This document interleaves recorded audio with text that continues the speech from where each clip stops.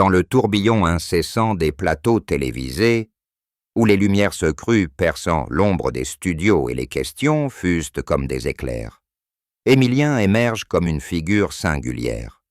À 23 ans, ce jeune homme originaire de Vendée, avec ses cheveux châtains légèrement ébouriffés et son regard vif qui trahit une mémoire infaillible, a conquis un public fidèle depuis son arrivée sur le petit écran.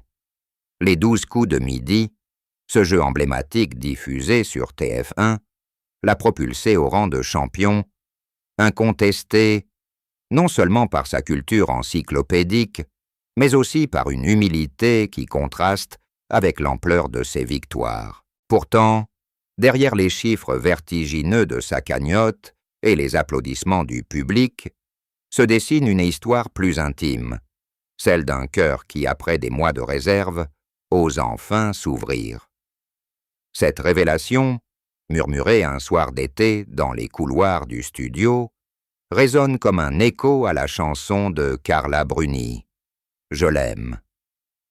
Elle marque le point de bascule pour Émilien entre la gloire éphémère et l'authenticité d'un sentiment profond.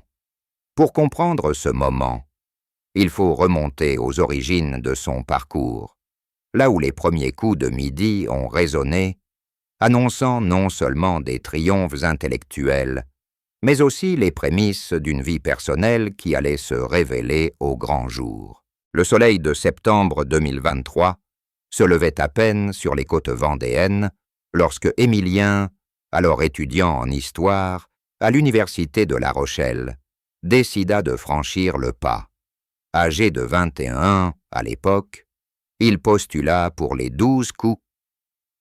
Midi sur un coup de tête, motivé par une passion pour les quiz familiaux et une soif de défi qui le caractérisait depuis l'enfance.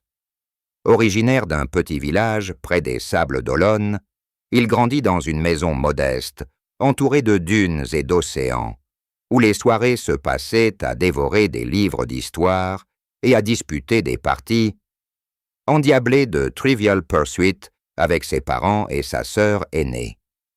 C'était notre rituel, ces jeux de société qui duraient jusqu'à minuit, se souvient-il avec un sourire discret, les yeux pétillants, comme s'il revivait ces instants. Sa mère, Fabienne, une infirmière au tempérament protecteur, l'avait toujours encouragé à cultiver cette curiosité insatiable, tandis que son père, employé municipal, lui transmettait un sens pratique de la vie, loin des paillettes du show business. Arrivé sur le plateau ce jour-là, Émilien n'avait rien d'un habitué des caméras.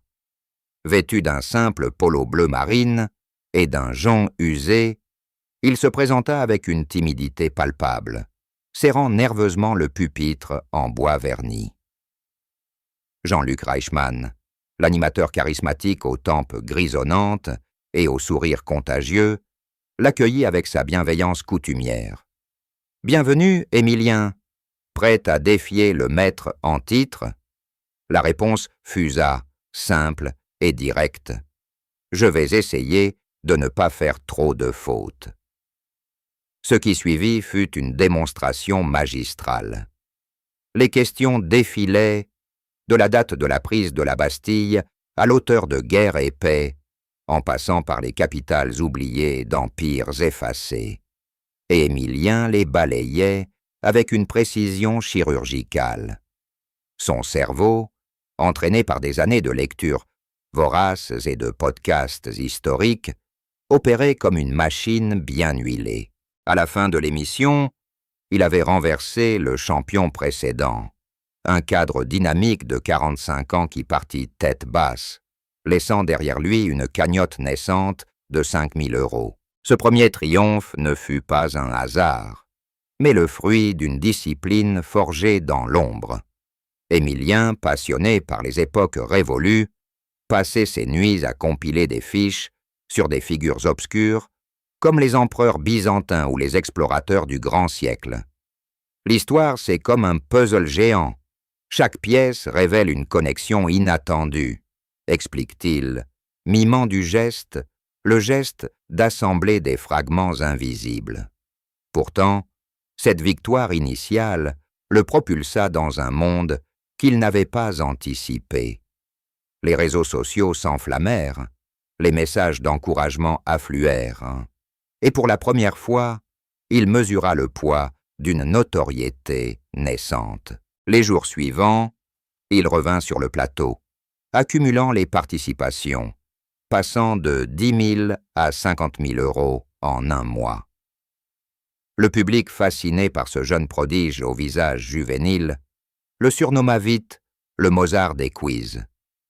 Mais au milieu de cette ascension fulgurante, une ombre planait déjà.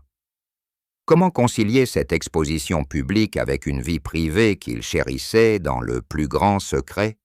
Les caméras, voraces, commençaient à scruter non seulement ses réponses, mais aussi ses silences, ces pauses où son regard s'égarait vers l'horizon du studio, comme en quête d'un ancrage plus personnel. Pourtant, sous cette surface lisse, des fissures apparaissaient. Les nuits raccourcies par les enregistrements successifs pesaient sur son équilibre, et les premiers signes de fatigue se lisaient dans les cernes naissants sous ses yeux. Sa famille, restée à Vendée, le soutenait à distance, avec des appels quotidiens où sa mère glissait des conseils de grand-mère. « Repose-toi, mon grand, le cerveau a besoin de sommeil autant que de livres. » Émilien acquiesçait, mais au fond de lui, une question germait. Cette gloire, si éclatante, comblait-elle vraiment le vide qu'il ressentait parfois, ce besoin d'une connexion plus profonde que les applaudissements éphémères? C'est dans ce contexte que Pauline entra discrètement dans sa sphère, comme une brise marine inattendue, apportant une douceur qui contrastait avec l'intensité du plateau.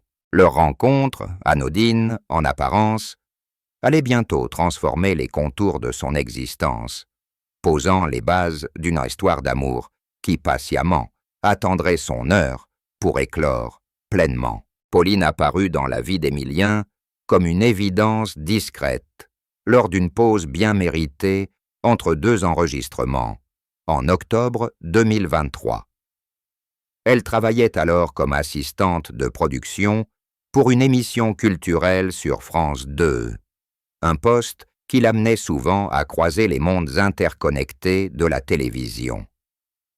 Âgée de 22 ans, originaire de Nantes, elle portait dans ses yeux verts une assurance tranquille, forgée par des études en communication et une passion pour les documentaires sur les figures historiques. Cheveux châtains, mi-longs, souvent noués en un chignon lâche, elle se distinguait par son rire offrant et sa capacité à écouter sans juger, des qualités rares dans l'effervescence des coulisses audiovisuelles. Ce jour-là, au café niché près des studios de la Plaine Saint-Denis, elle commanda un thé vert, tandis qu'Émilien, épuisé par une session marathon, optait pour un expresso serré. Leur conversation débuta sur une banalité, le temps pluvieux qui enveloppait Paris, et glissa rapidement vers des terrains plus communs.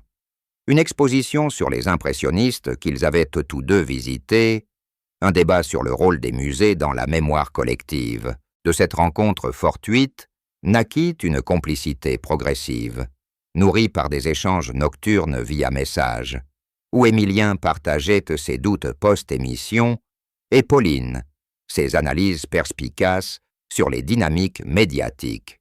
« Tu vis dans un bocal géant, mais n'oublie pas de respirer l'air du large », lui écrivit-elle un soir, après qu'il eut décrit la pression d'une participation record. Ces mots simples touchèrent une corde sensible chez lui, habitué à masquer ses vulnérabilités derrière un bouclier de faits et de dates.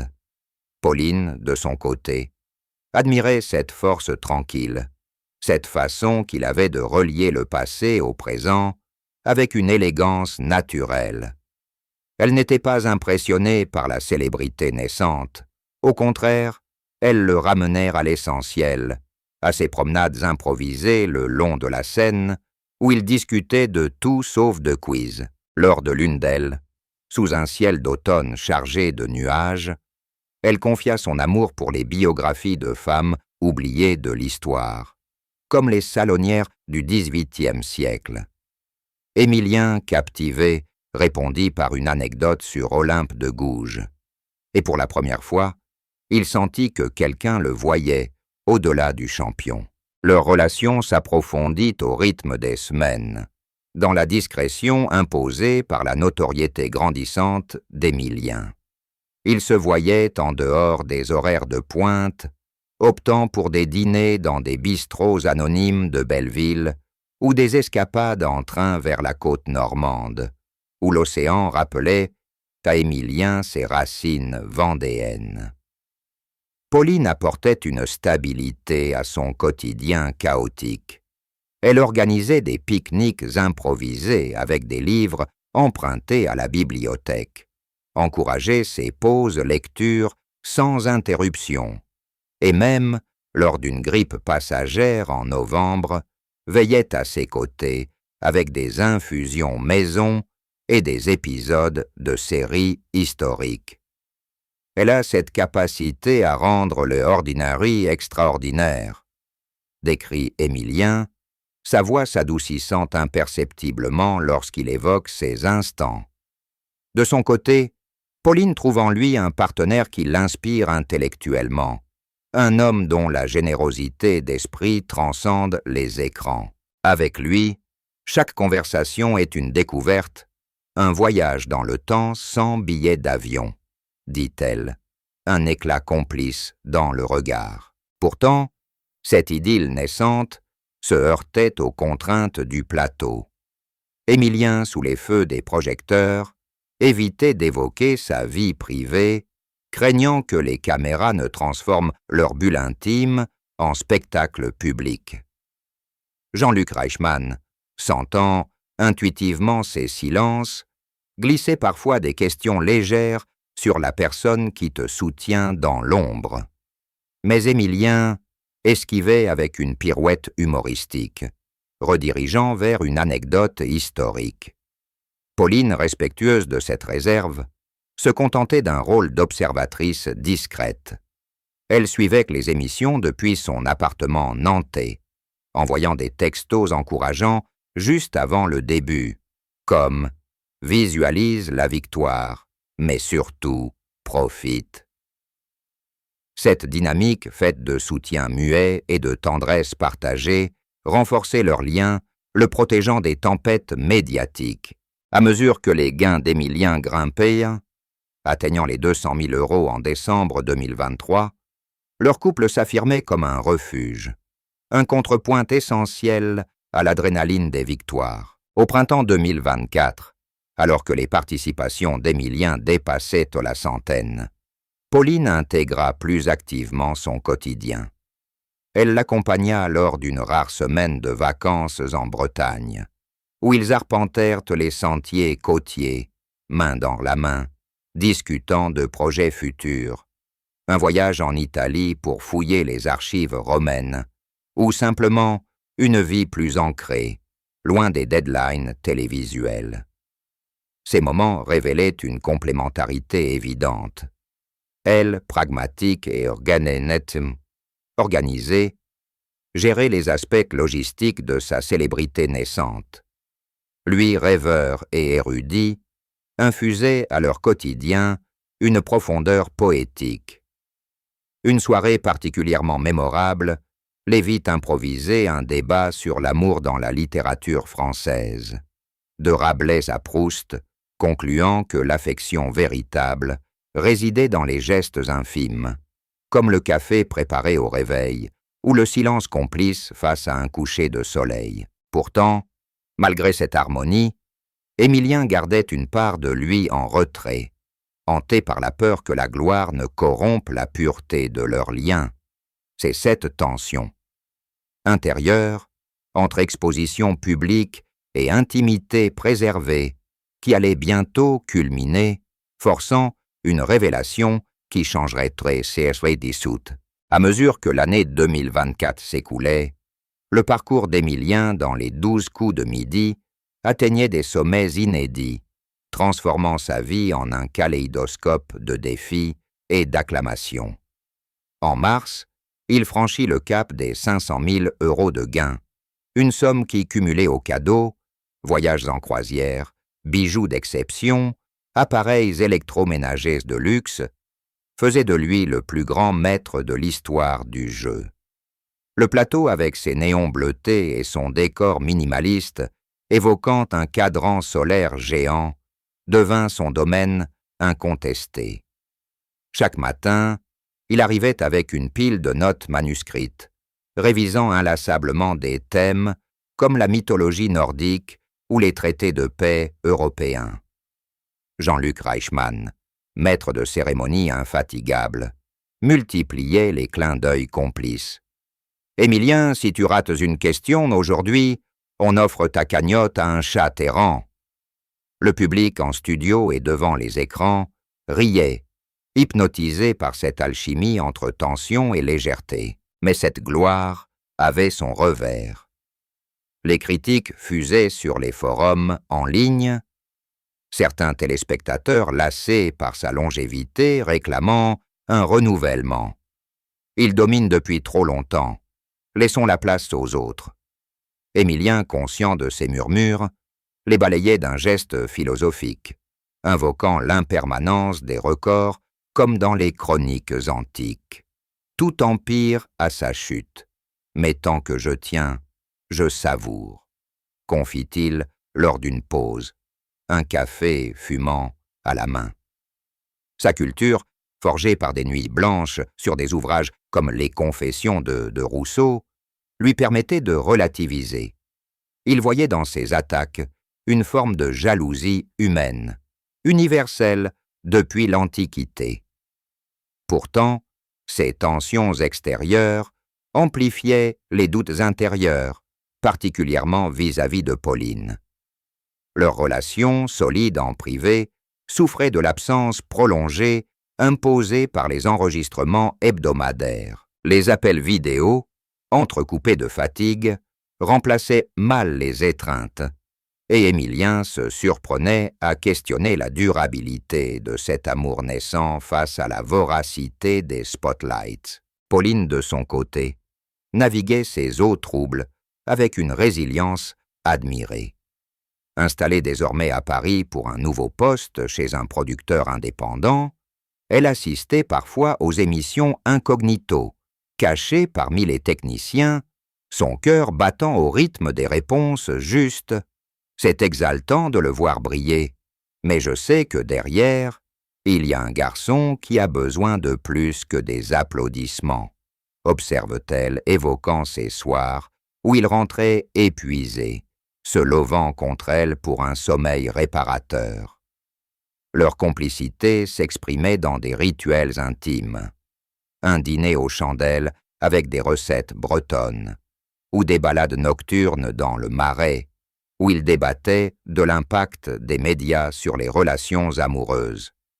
Une nuit de mai 2024, après une participation particulièrement intense, où il avait sauvé sa place in extremis grâce à une question sur les poètes romantiques, Émilien s'ouvrit plus que jamais. Allongé sur le canapé de leur petit appartement haussmannien, il murmura « Et si tout ça s'effondre?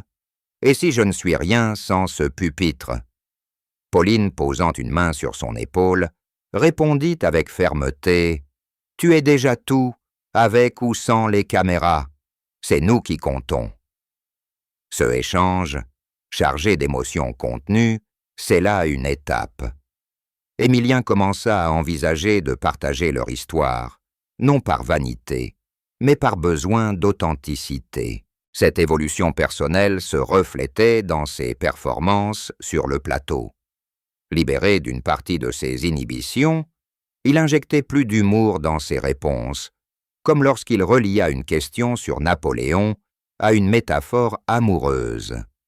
L'empereur conquit l'Europe, mais son vrai talon d'Achille fut Joséphine.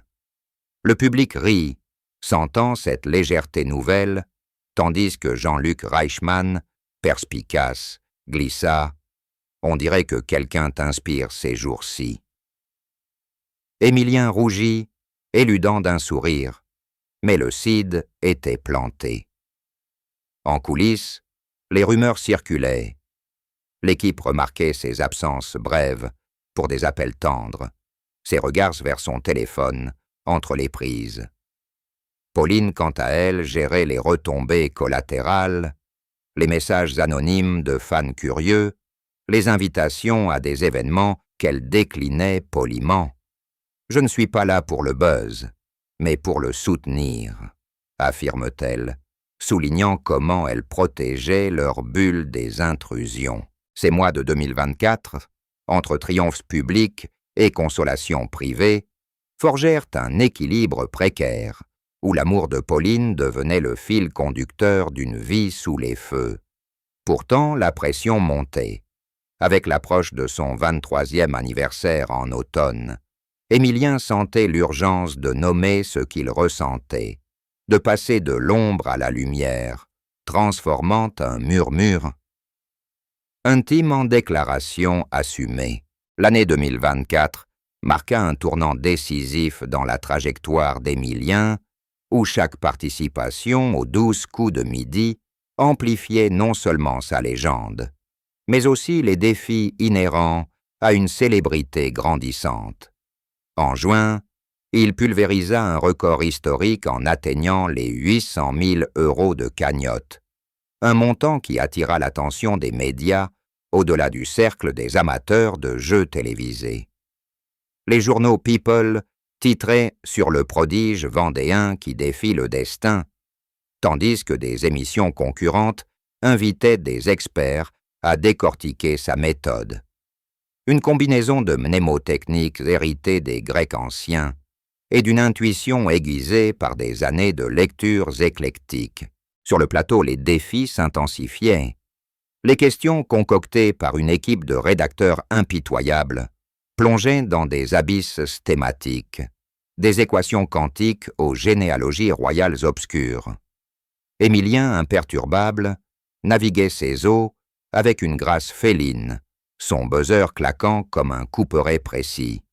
Une séquence mémorable en juillet le vit résoudre un coup de maître sur les civilisations mésoaméricaines en moins de 30 secondes, déduisant le nom de Moctezuma à partir d'indices cryptiques sur les calendriers aztèques. Jean-Luc Reichmann, les yeux écarquillés, lança au public « C'est pas un champion, c'est un oracle ». Les applaudissements fusèrent, couvrant le bourdonnement des caméras, mais Émilien, dans un rare moment de vulnérabilité, adressa un regard fugace hors champ, vers l'endroit où Pauline observait, cachée parmi les ombres techniques. Cette période d'ascension fulgurante n'était pas exempte de tourments. Les voyages incessants entre Paris et Vendée épuisaient son corps jeune. Les muscles tendus par la concentration, les nuits hachées par des rêves de questions ratées.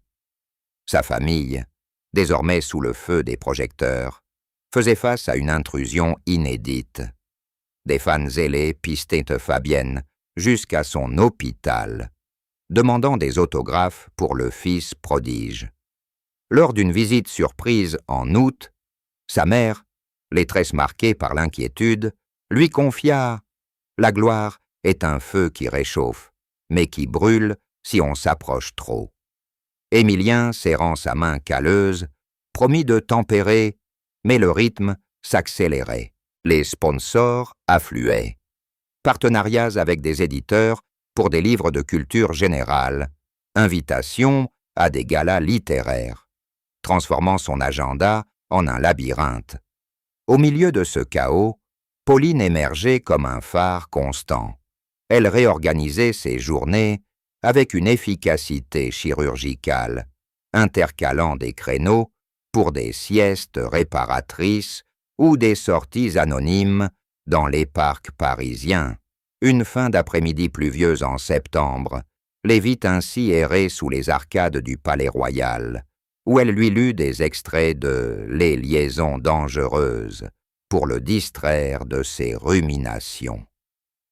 Laclos nous enseigne que l'amour vrai résiste aux intrigues, murmura-t-elle, et Émilien, sentant une chaleur monter en lui, l'embrassa sous la pluie fine, un geste spontané qui scella leur engagement croissant. Les fissures, toutefois, s'élargissaient subtilement.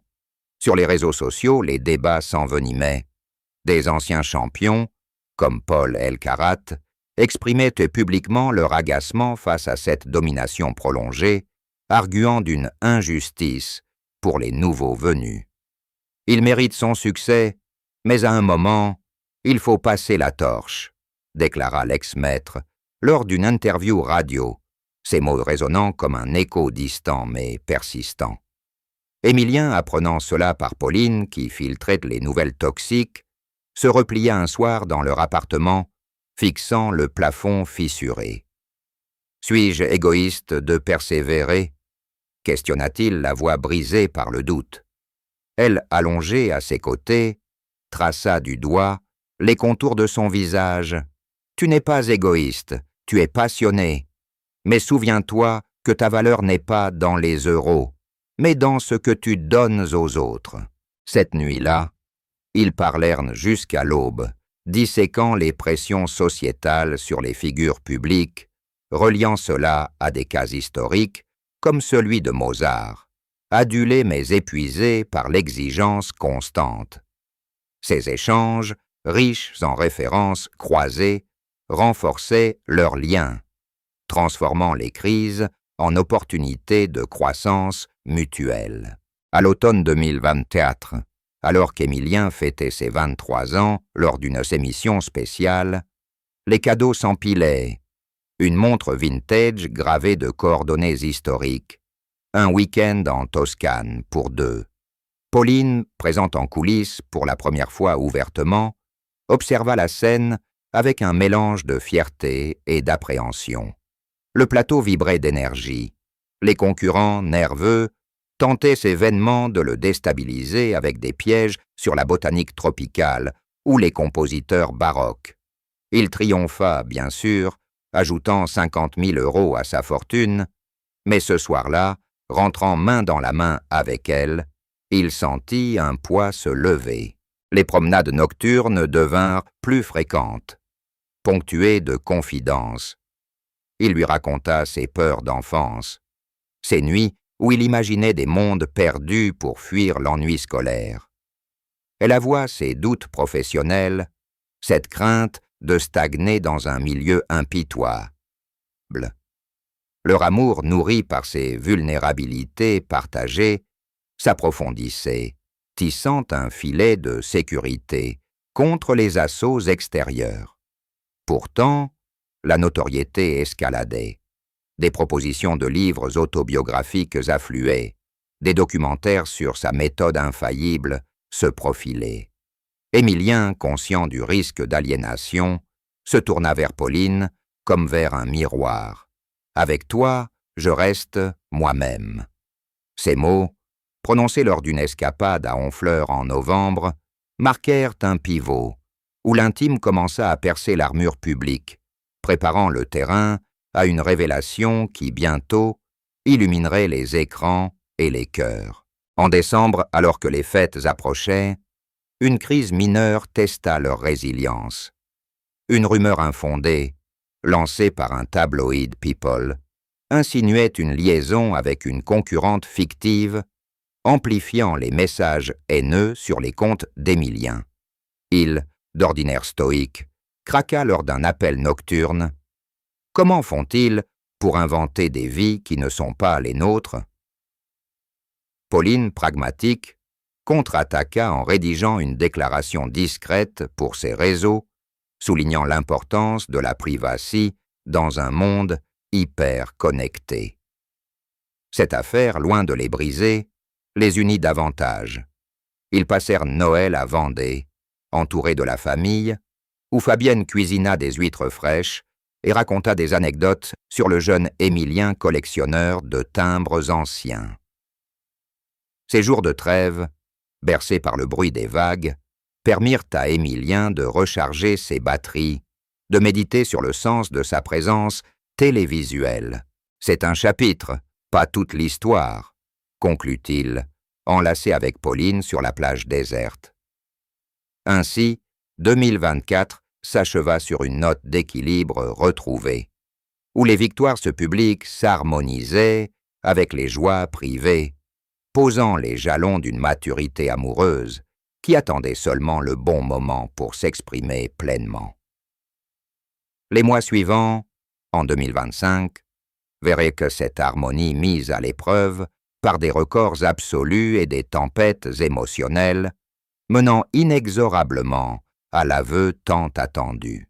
L'année 2025 s'ouvrit sur un Émilien au zénith, mais c'est précisément cette hauteur qui projeta des ombres plus longues sur son existence. En janvier, il dépassa le 1 million d'euros de gains, un jalon célébré par une édition spéciale où des invités surprises, historiens renommés, comédiens amateurs de quiz, vinrent le défier. Le studio, gonflé à bloc, vibrait sous les salves de questions. Des énigmes sur les cryptogrammes de la Seconde Guerre mondiale aux généalogies des dynasties mongoles. Émilien, les tempes légèrement perlées de sueur, répondait avec une fluidité presque surnaturelle, son esprit tissant des liens invisibles entre époques disparates. « C'est comme si tu lisais dans les annales du temps », s'exclama Jean-Luc Reichmann, tandis que le public scandait son nom. Pourtant, derrière cette façade triomphante, l'usure se faisait sentir. Les migraines post-enregistrement, les nuits agitées hantées par des scénarios d'élimination. Sa routine, autrefois rythmée par des lectures paisibles, se muait en un tourbillon d'obligations. Interviews pour des magazines culturels, apparitions dans des podcasts sur l'éducation historique. Pauline, témoin privilégié de cette érosion, devint son bouclier invisible. Installée définitivement à Paris, elle négociait avec son agent naissant pour des pauses obligatoires, insistant sur des week-ends déconnectés dans les vignobles bordelais. Lors d'un tel séjour en février, sous un ciel limpide de Médoc, ils dégustèrent des vins corsés tout en disséquant les biographies de figures amoureuses tumultueuses, de Cléopâtre à Simone de Beauvoir. L'amour, c'est la seule constante dans l'histoire chaotique des hommes, philosopha-t-elle, et Émilien, émerveillé par sa profondeur, sentit un serment se former en lui. Ses escapades, entrecoupées de promenades main dans la main le long de la Garonne, ravivaient leur flamme. Elle lui offrait des carnets reliés pour noter ses réflexions, lui dédiait des lettres manuscrites, évoquant des parallèles historiques à leur idylle. Une lettre en particulier, datée du 14 février, le toucha aux larmes, comme Héloïse à Abélard. « Je t'aime au-delà des conventions, dans la simplicité des jours ordinaires. » Ce Valentine, passé dans une auberge isolée, vit Émilien offrir un pendentif ancien, une médaille byzantine symbolisant l'éternité, murmurant « Pour que tu saches